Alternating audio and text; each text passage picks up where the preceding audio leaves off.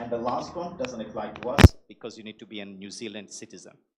So the visa that I want you all to focus on is the 189 visa. Next slide, please. So the application process, very simple. You start off with checking your eligibility. The second one is you then submit an expression of interest. Third is you wait to get an invitation from the Australian government. And then the fourth one, once you have the invitation from the Australian government, you then finish off your paperwork and then you're granted a visa. So the visa process is very, very straightforward. Importantly, in that visa process, you actually don't pay anything substantial until you get the invitation. And at that point in time, unless your health is not good, you are confirmed getting a visa. So you're not really spending too much. Yes, you might be spending a bit of money on IELTS test and some skill assessment, but they are small dollars. The big dollar will come when you get invited. Next slide, please. So let's look at the skilled occupation. So the first thing, is your profession on the list or not? If you are an accountant, you have to be on the list. Otherwise, you can't apply. If you're a doctor, you have to be on the list. So if we can click on that link, please. Let's go to the skilled occupation link.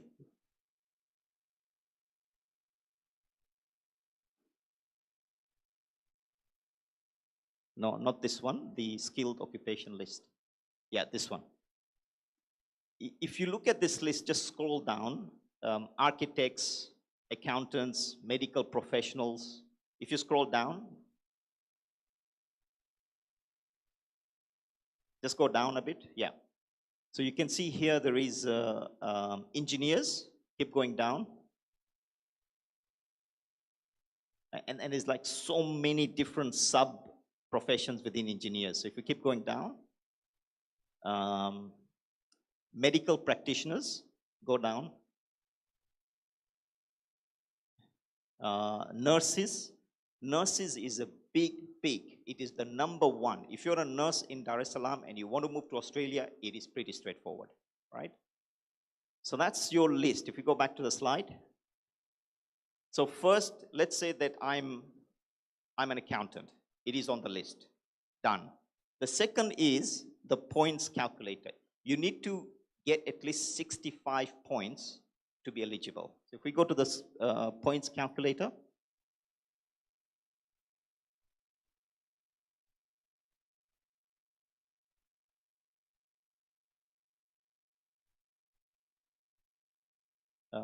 the points calculator.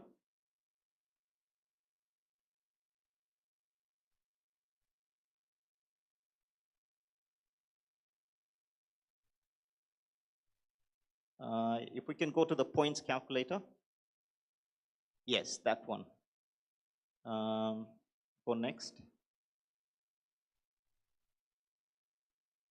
So this is a Australian government website. All you do is you put your details. If you're under 45, you put in your age, you put in your work experience, you put in your qualification. Is it on the list or is it not on the list? And then at the end, it then gives you a points. The total number of points you need to achieve is 65. So this is not working on the slide here. But basically, let me give you a persona. Let's say that I'm an eye specialist. I've got a master's degree. I am between 30 to 40 years of age. I've got at least 5 years of experience, right? I have passed my English test, right? Which is either IELTS or some other English test. And I've got my wife who is going to be traveling with me, and she can also speak English. When you put all of that together, you get about 80 points. So if you're a GP and you're below the age of 45, if you're an accountant below the age of 45, you've passed your TOEFL or IELTS test, you pretty much get through, right? It is so low, the requirements, that pretty much every young professional should get it in. So 2 things you need to get right. One is your occupation must be on the list and your points should be at least 65. Those are the first 2 things you need to do We go back to the slides. So once you've got those two things, next slide, please. Then you have to submit what we call an expression of interest. So it is an online form. You have to complete that. But before you complete that online form, two things is very important for you to do as a recommendation. One is, if you're an accountant and you're on the list, Australian government wants you to write to a particular authority in Australia to say, yes, your qualification meets our requirement, and they give you a certificate. So it's called like an occupation certificate. Once you have that, then the second thing is you do an English test. All of us speak English. There should be no reason why we wouldn't get the highest level of English test, but it's very important for us to do that English test. It gives you a lot of points when you do English test. Now, there is a whole list of different English tests that you can do. You have to be careful as to which one you pick. Speak to those who are experienced, and they'll tell you things like IELTS is probably a bit harder, but there's another English test which is called PET that is probably a bit more easier. What you want to do is you want to achieve the highest level. So do not underestimate how hard it is to pass. But I'm very sure that if you put in some effort, you will definitely pass. So if we go to the next slide. So once you have those skill assessment and your English pass, you then complete your expression on interest. You put in your documentation, you certify it, and then you wait. Okay? So the first thing I did, am I on the list? The second thing I did my points calculator. I've got about 65. I did my English test, and I got my skills assessed. I've done my expression of interest, which is literally about 10 minutes, 15 minutes job, provided you have all the documentation ready. Once you have the documentation ready, you submit it, you wait. Now, this is where Australia government has presented an opportunity because they've invested 36 million to review your application within 90 days. 90% of application will be responded to within 90 days. The one example just recently is 6 days. Within 6 days, this person got an invitation from Australia. So now let's go to the next slide. So this is the 90 days. I was saying 90% of application will take about 90 days. Next slide. Okay, so congratulations.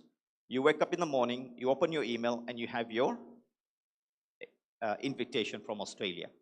Once you have invitation from Australia, within 60 days, you have to complete your application. Now, this is why I said that you must do your English test, keep it ready, and you must do your skills assessment because it might take more than 60 days to do those things. But if you do those before, then you have it ready. Within 60 days, you have to complete the application. So you have to provide some documentation. If you've claimed that you have the highest level of English test, where is your results? If you've claimed that you're on the list, where is your skill assessment? You'll have to be providing your passport copies. You have to be providing your work history. You have to provide your family details. Once that application is done, you submit it. It is at that point, that's when you pay your $4,000. It is a big number, but it is a very small number to invest for the long opportunity, right? It is at that point, once you've been invited, which means the chances of you being rejected is only if you've got a medical issue. Now, I wouldn't be suggesting that you would apply and pay that unless you know that I'm medically cleared, right? So I think it's important, to get those skill assessment and some of those things done before you apply, right? Once you send this, you will get an email from the Australian government saying, thank you for your application, and here's your receipt for the $4,000 that you've paid. And then you wait. Go to the next slide. Congratulations, you got your visa now. Now you're starting to prepare to come to Australia. So the process is very simple.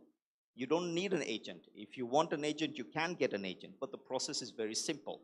The first thing you do, are you on the list? The second thing you do, your minimum points. It has to be 65. You have to do your assessment, write to the authority, and do your English test. Once you have that ready, you do your expression of interest, you wait. You get invited, you complete the application, you pay your application fees, You wait and you get invited. Okay? That's the application process. Very straightforward. Right? Okay? Good. Next. So now you are planning to come to Australia.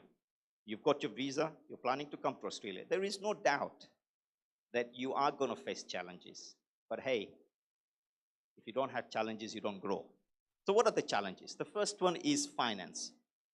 I always recommend that you would have some money to come to Australia. You will need to pay your rent. You'll need to spend on groceries. If it takes long to get a job, you have some money to sustain you, right? So during that period, try and collect some funds, right? The second thing is accommodation. Now, if I told you, for those who've got an apartment here in Australia, in Dar es Salaam, if I come to you and I don't have a job, would you give me an apartment? It's very hard, right? So you need to think about how am I going to get an accommodation in Australia without a job? So you might need to pay a couple of months of rent in advance, right? Or you might have to think about a shared accommodation. You might be thinking of staying with your families. You might be applying on different real estate websites to get a rental apartment. The third one is that you look for your job now, right? My recommendation is as soon as you get your visa, you write to the Australian corporates and say, look, I've got my visa, I'm coming. If you're an eye specialist, if you're a radiologist, if you're a GP, if you're an engineer, if you're a computer scientist, if you're a medical scientist, if you're an accountant, if you're a nurse, if you're a daycare worker, you write to the corporates in Australia and say, I'm coming to Australia within 2 months. I'd like to work for your organization. They can give you a job even before you land there. You keep your documentation ready. Look for part-time, casual job until you land on a proper job. And always try and learn some new skills. Australia will present to you opportunities to learn new skills. You can learn a new skill and pick up a new skill. The last one, and an important one, you are changing your environment. We don't have the KT shops. We don't have the AT shops, right? We don't have the Sakelas there, right? It is a life-changing environment. We will be working with people we haven't been comfortable working with, right? So this is all the opportunity for you to grow. So you have to be tolerant. You're not going to be going to the mosque every single day, praying namaz at the mosque, at Jamaat, every single day. Because the mosque is about 30 minutes, 40 minutes drive. You don't have a car, you've just landed. So those things are going to be a cultural shock to you. You have to be open to learn new culture and how you work in Australia, how you adapt the Australian way of working. I remember, as a joke, I'll share with you, on a Friday, I was talking to somebody in the lift. Hey, what's the plan? He says, my mom is coming over. I need to plan so much. I said, excuse me, in Dar es Salaam, there's no planning for your mother to come. They just come, right? My aunts just knock on the door. In Australia, nobody knocks on the door. If somebody knocks on the door, you are in trouble because it's probably a policeman. Your relatives normally will give you 2 weeks' notice. So those are some of the cultural changes, right? Okay?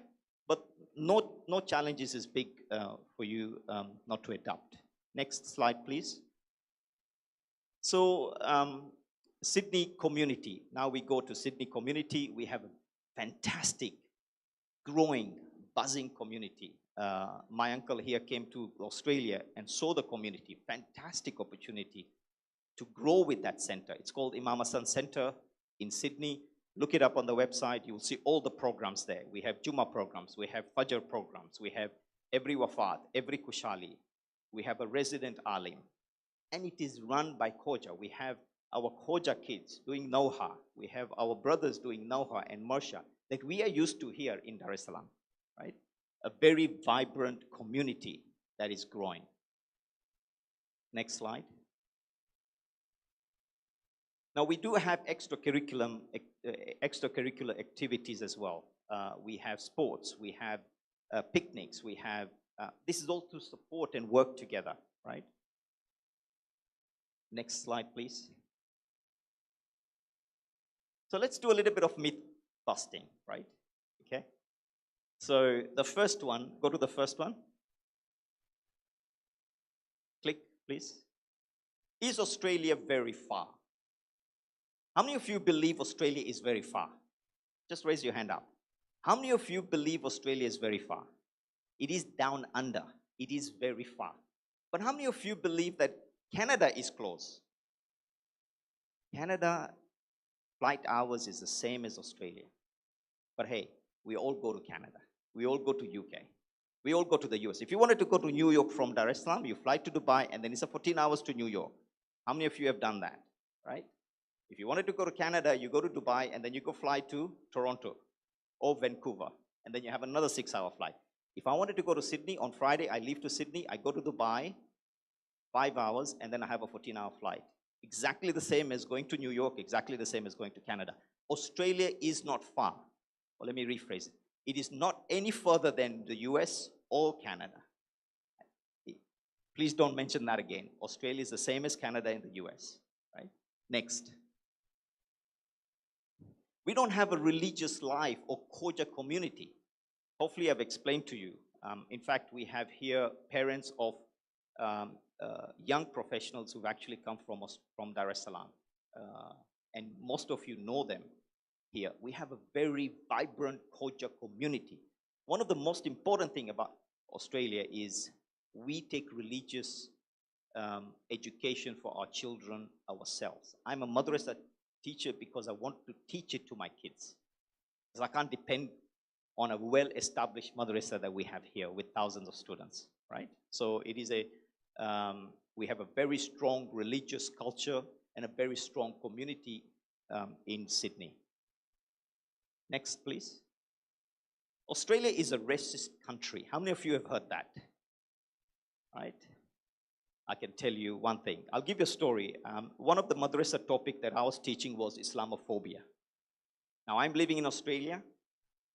I prepared for 3 hours on Islamophobia because I was going to be teaching 15-year-old kids. And I can imagine those girls wearing chadar in Australia, how much Islamophobia they'll be getting. I went there and I presented my class. It was the most boring class ever. You know what the kids told me is like, why are you telling us this? We know these guys are, you know, we're not touched on by this Islamophobia. These are fake things. ISIS is not Muslims. The problem is racism is in our head in Dar es Salaam. When I was here in Dar es Salaam, how many of you have been told, we've been told here. Our kids in Australia don't get told that. Racism is in our head and we take it to Australia. Our Australian kids don't face racism. Is it any different to UK or Canada? Not any different to UK or Canada. When I go to India, I'm told you're a foreigner. When I'm in Dar es Salaam, I'm told you're a foreigner. If I'm in Australia, I'm told you're a foreigner. It's just because we are, you know, Khoja moving around everywhere in the world. Well, that comes part of the profession, right? Next, please. Australia is full of dangerous spiders and snakes. How many of you have heard that? Right? I can say that Africa is full of lions. These snakes are not in your house, in your apartments. They are up in the Ngorongoro and Serengeti. Not different to your lions and leopards and elephant. Snakes are there, very dangerous snakes. But you don't step on them everywhere you go, you drive, and you find them everywhere. It's not true, right? And definitely, we don't ride on kangaroos to go to school. Kangaroos are in the wild. We live a normal life in Australia, right? Next, please. All right, so just a bit of a summary. I explained to you why the opportunity is here and now. In about 18 months, this opportunity will disappear. It will be a normal. We need to fill 600,000 people in Australia. At the moment, China and India is taking a big chunk of it. I've explained to you the application process. Very simple, but you have to be very diligent. The third one is I've explained to you the community life and the Khoja community life in Australia, in particular Sydney. And the last one is I've done some myth busting for you. Australia is a very safe place. It is a fantastic, beautiful country. And it is vibrant and it is hungry for young professionals like you. Thank you so much, and we'll do a bit of Q&A, and I'm hoping to get some questions. Thank you. So I think we have a mic on the ladies' side, and if you have a question here, please come up, and we'll try and respond to the questions.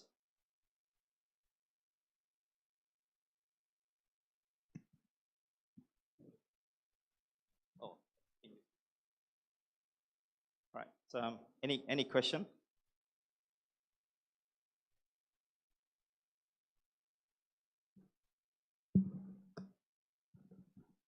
Assalamu alaikum, Hussein. To expedite the matter, I would like to ask two questions simultaneously. One is that what is the earning capacity in Australia? And if you can give us some kind of a variance analysis between earning and expenses. Second question I wanted to ask is, I understand that Australia and UK have a similar curriculum, maybe in terms of IGCSE and stuff. So what is the modus operandi of a transition between a student studying in UK, because some of us, we like it UK because our families are there, and the proximity is also better from Dar es Salaam. And so how do you do the transition from UK to Australia for settlement? So the first question around the earning variance. One of the most important thing I like about Australia is it's got the minimum standard of living, which is way above any professional in Tanzania who is working, right? The minimum standard of living, right? You have to work hard, without a doubt, in Australia. You have to work extremely hard. But that's what you are as young professionals. That's what you do. You work hard. But the earning capacity here in Dar es Salaam is nothing compared to your earning capacity in Australia. Yes, the expenses are going to be high. The first 2 or 3 years, you will not be saving, right? But then within a couple of years, you'll be looking at buying a house. You'll be looking at, houses in Australia is about $1 million. You will have the earning capacity to do that. Minimum for a doctor or a medical professional is about 100,000 Australian dollars. Not a chance that you would get that here for a young professional, right? I've spoken to some of the young professionals here, $2,000 maybe at best, right? So that's the earning capacity. The most important thing is that you are an Australian resident and you are entitled to a minimum level of standard of living. That is important, right? During COVID, we were not allowed to go to work. We got money from the government to stay at home. So that's the minimum standard of living that I'm referring to. The second thing is around the transition from UK to Australia. So the reason why one of the requirements of the process is to do a skill assessment. Let's say you get a degree from India, or you get a degree from Dar es Salaam, or you get a degree from UK. You send it to the authorities in Australia for them to assess whether your qualification will meet their requirements or not. So that's important. What used to happen in the past is you're a doctor from Moshi or from Muhimbili, and you go to Australia and they tell you none of that is applicable. That doesn't work anymore because they will not want you in the country if that is not the case. You see what I mean? So you need to do the assessment before you get in. I know of professionals here who are in medical, studied in India, sent the skill assessment, it got accepted, right? So that's, now, Australia is a very growing. We call Australia the lucky country. We are growing significantly. It is a huge opportunity compared to UK or Canada or US. Canada is extremely competitive because we get workers from Mexico, we get workers from the US, all flooding into Canada. Australia is down under. Nobody comes there. You have a better opportunity than anywhere else in the world. Don't quote me on this. I feel like an Australian government official right now. On the ladies' side, if you have a question, please feel free.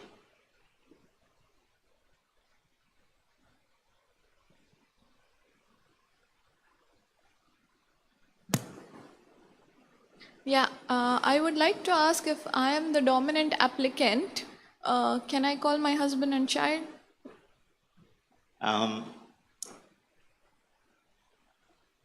The applicant, the main applicant is the one who has the strongest number of points, whether it is the the wife or the husband.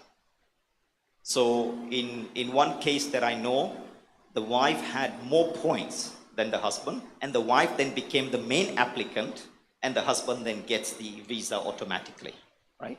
And the husband then can work, and you can work, and you take your kids along with you. So to Australia, it doesn't matter whether you're a male or a female. As long as you have 65 points and above, your spouse gets in as well. Yeah, okay, thank you. Thank you very much for your presentation. I have two questions. The first one is on as far as the academic certificates are concerned. You just touched on the universities. As far as I understand that there are exams that you have to sit, for their board exams and whatever, then only you get a job there or something like that. But the way you have presented here, it's very different. Like you just apply and you get your visa. So getting a visa is not a guarantee for you getting a job there yet. So visa doesn't guarantee you a job. It's you have to go there to look for a job, or there's another way out. I just wanted to understand. All right, so the one process change they've made because of the shortages of people is that you send your certificate for assessment, right? That assessment is important because once you have your assessment approved, which basically means that you can work with your certificate in Australia. That never used to happen before.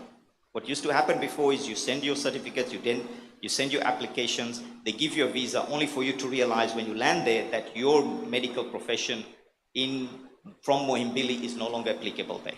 They don't do that anymore because they've realized that that is a problem. And because you will be on permanent residency, you will be taking benefits from the government. So what they do now is they assess you before you get in. And that's the process I explained to you. You have to write to the authorities. So if you're an accountant, I have to write to CPA Australia, or I have to write to ACC Australia. And they will then certify that my certificate is acceptable in Australia. So that process will happen before you do the expression of interest. Right? So the risk of you landing there only to realize that your certificates are no longer applicable is extremely low. Number two, getting a visa does not guarantee you getting a job. Right? That is true. But the fact that you have been assessed, it means that your qualification is no different to someone in Australia, and then the process of finding a job. You saw in the video, 480,000 vacancies are there at the moment in Australia. In Australia at the moment, what is happening is professionals are playing musical chair. You give me more money, I'll come to you. After 6 months, he gives me more money and I go to him. Because there's no migrants coming in. And so the salary levels in Australia has gone extremely high and corporates don't like it. And that's why they open up the borders to bring young professionals in. Yes, it doesn't guarantee you a job, but every single professional that has gone from Dar es Salaam to Sydney has got a job absolutely within about a couple of months.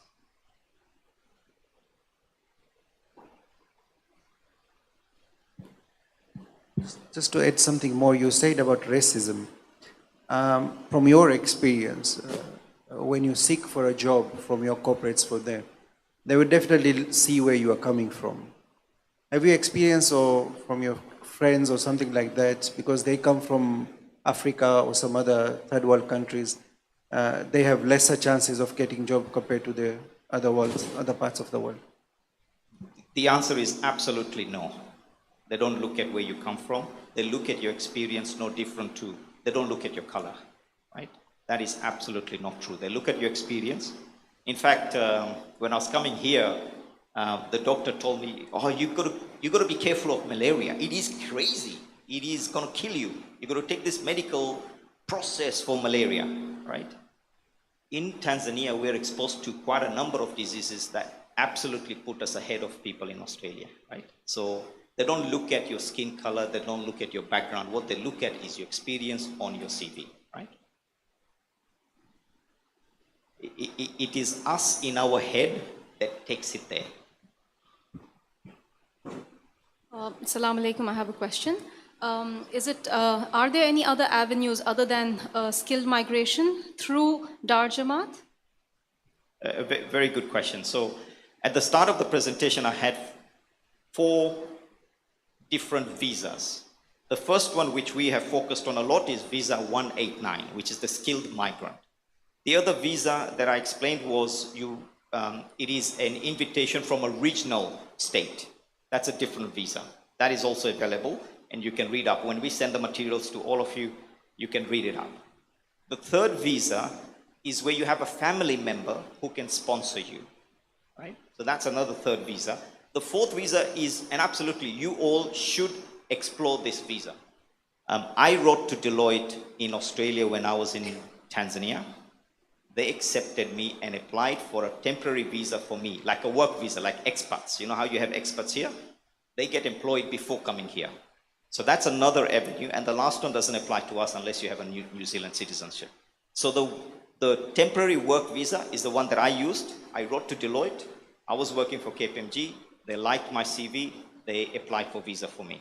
So that's one that is available. So that visa, together with the skilled migrant, is the two options that I think is very good for you, and the state-sponsored one. The only problem with the state-sponsored is you'll be sent to Wollongong or Dubbo or which is fantastic places. They are much better than what you have here. So. Oh, sorry, brother, if I... Yeah, go for it, yeah.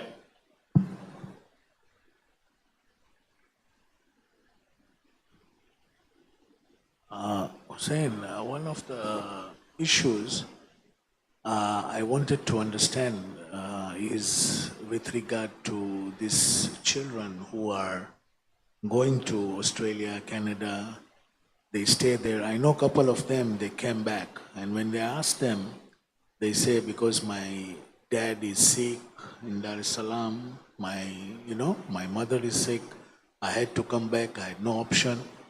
With bearing that in mind, first you have to tell me what is the retirement age in Australia. Secondly, what are the chances of middle-aged people who are being sponsored by their children in Australia? Yeah, very, very, very good question. If I was in Canada, if I was in the US, if I was in Australia, and my parents were here, and if I did what is right for my parents, I will never get to their burial. I missed my father's burial, but I was here for the ziyarah.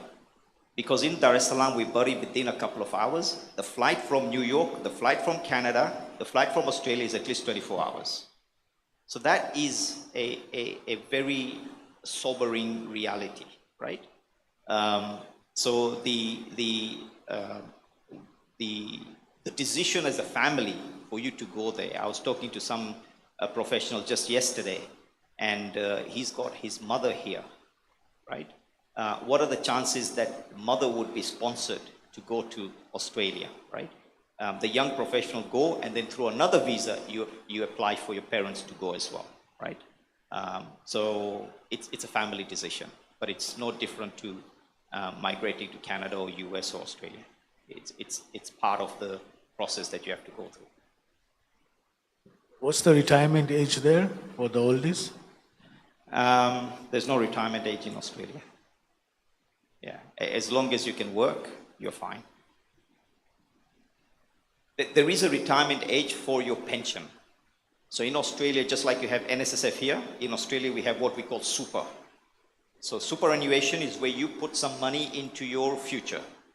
That you start to draw from the age of 65. Probably very similar to NSSF here. Yeah. But otherwise, there's no retirement. Any other question? I'm just conscious of time, so please.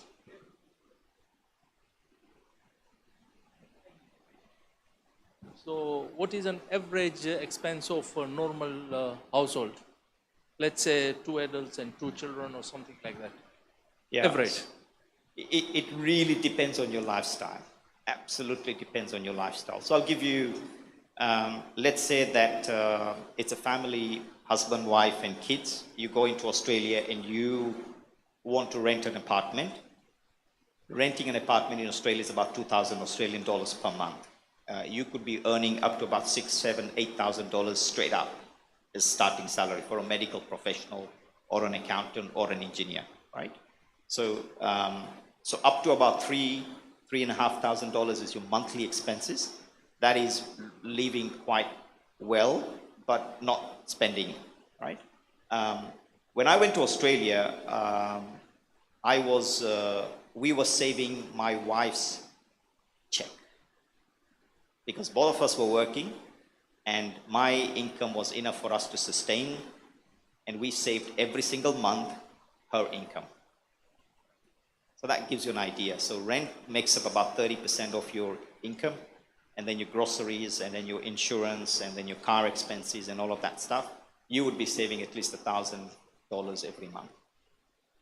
But it all depends, it all comes down to how you live your life there. One thing about living overseas, especially in a place like Australia, I know you because wealth is never in the picture. It is about living together. When I meet with my Khoja friends, we do not talk about wealth. What I find here in Australia, in Dar es Salaam, within about 5 minutes when I meet with my friends, it's about who's making more money than the other. That doesn't exist in Australia. It is more the quality of life. It doesn't matter your wealth, keep it at home.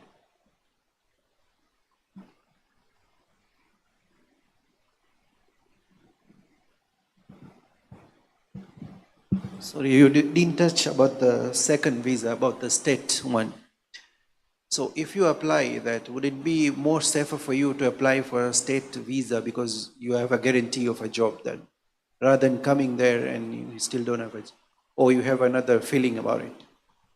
Yeah, that's a really good question. So right now, the shortages of young professionals in Sydney makes it so easy for you to get into Sydney that you don't have to look at other states. But you're absolutely spot on. If you are a medical profession and you want a very safe entry, you can go and look at what are the requirements for a state-sponsored. But that will be taking you to maybe 3 hours away from Sydney into a remote location. That remote location is much better than a lot of the places here in Dar es Salaam, right? So that remote location is a very good location.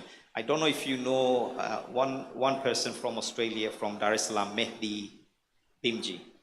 Mehdi Bimji is a radiologist. He went through the state-sponsored, and he worked for about 3 years in a place called Dubbo. And then after that, he then moved to Melbourne. So it is an option for you to look at. I would suggest you look at both the options and then decide which one you want to go for. Yeah.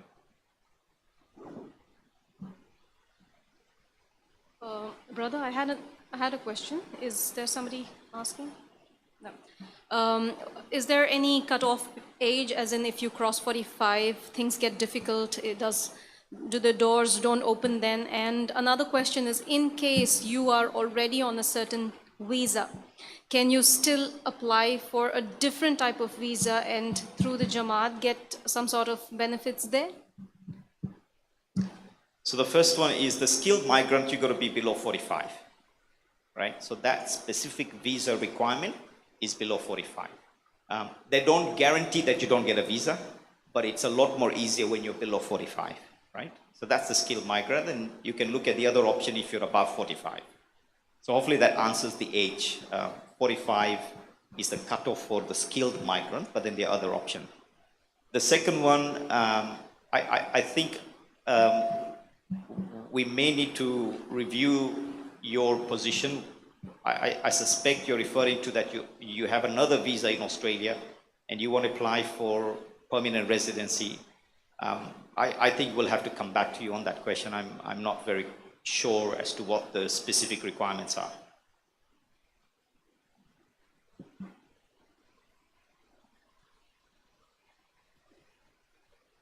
Okay, I think that's all. I did want to thank you all. I'm being a little bit selfish. I want a very significant portion of young professionals because I know you all. I was in your place and I survived and I thrived in Australia like you would. So please do come to our lucky country. It is an amazing country. It is not further away than Canada. Thank you. Assalamu alaikum.